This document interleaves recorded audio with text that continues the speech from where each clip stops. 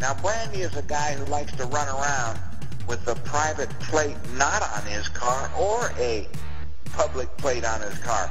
Brandy's all into this, let's shoot him up and try it out and see how the party goes. Now, I don't encourage you to do what he does, but I said, what in the world are you doing this for? He says, well, I'm having fun. I'm just testing and learning. Very interesting.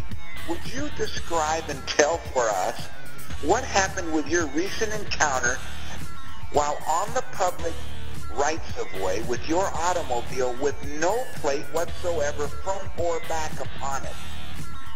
Yeah. Actually, I was traveling northbound on the street, and I pulled into a gas station to get some gas, and a L.A. County sheriff, I'm in California, pulled in the gas station behind me and turned on his lights and beeped his siren, and he got out and he walked up to the driver's side of the car, and he said, I need to see your license, registration, and proof of insurance. And I'm trying to be a creditor. I come kind of from the Patriot movement, so I'm usually more demanding in my rights, but I tried to stay in the question.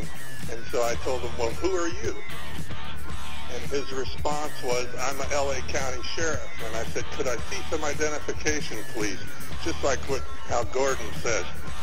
And he said, this badge, this uniform, and that car is my identification. And I told him that wouldn't be good enough. There was, you can rent that stuff in Hollywood right here. And how do I know he's really a police officer? I said, I'm going to need to see. Now, ladies and gentlemen, hold on, Brandy? Yeah. Ladies and gentlemen, listen to what Brandy's saying. This is all offer acceptance, counteroffer, counteroffer, reoffer, reoffer. So go ahead, Brandy. This is a great story, ladies and gentlemen. Okay, so I tell him, I said, well, he says the uniform, the badge in his car is his ID. I tell him that's not going to be good enough because you can rent that stuff. I tell him, I'm going to need to see your photo ID, a business card, your badge number, and your hazard bond information. And he says, if you don't give me your driver's license, registration, and proof of insurance, I'm going to drag you out of that car and arrest you.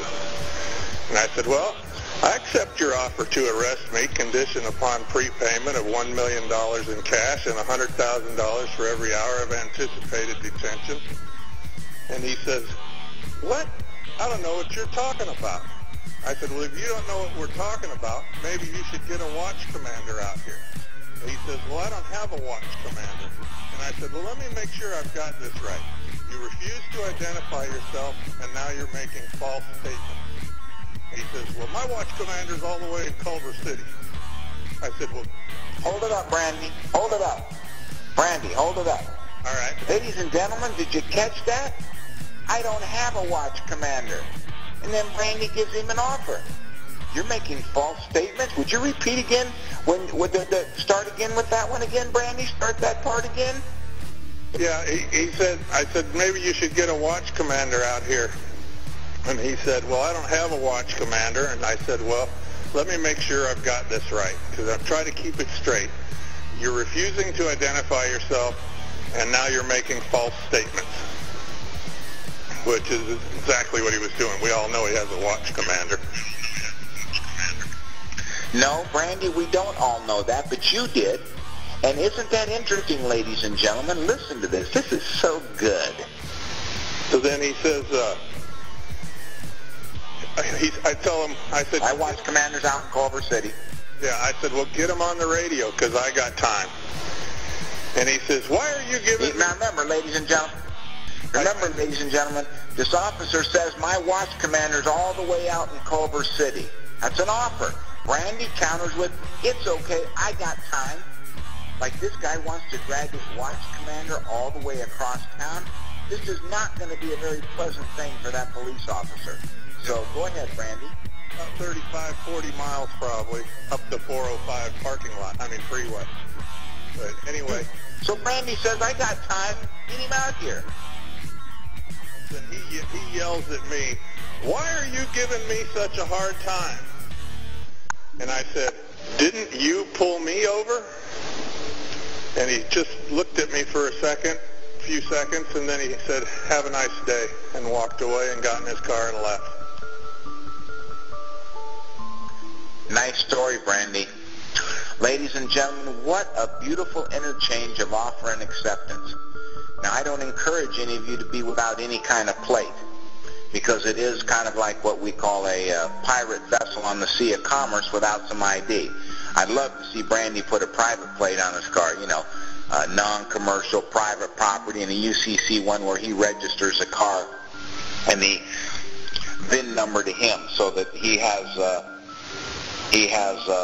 some proof of ownership there. So, but nonetheless, what a beautiful sample. And of course, you're hearing all sorts of stuff from, they offered to arrest him, and he kind of used that other one we kind of put out. Well, I'd be happy to let you arrest me. It's $1 million United States dollars prepaid, plus $100,000 for every hour of detainment. Randy's been listening to some heretic out there, I got a feeling.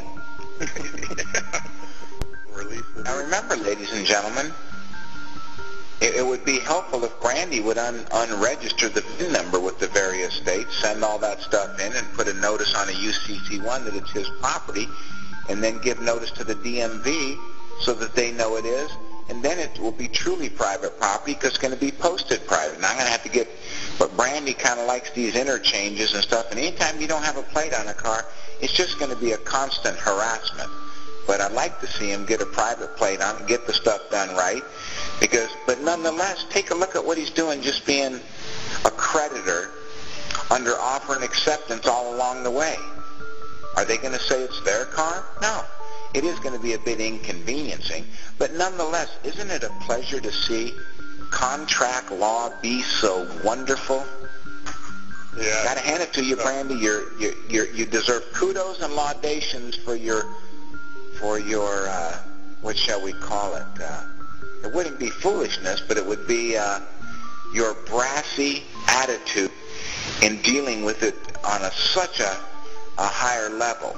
Well, but it would be nice if you'd post that car yours, private property, no trespassing, and I'll get you a copy of it where you can get a plate made for it. You might find your life get a little easier, but man, we got to commend you, brother, because it's an inspiration to all of us to hear that you've taken what you've learned in some of these classes, Brandy, and applied them in a practical application that's showing many of the people out here that this is truly all contract law. Consent makes the law.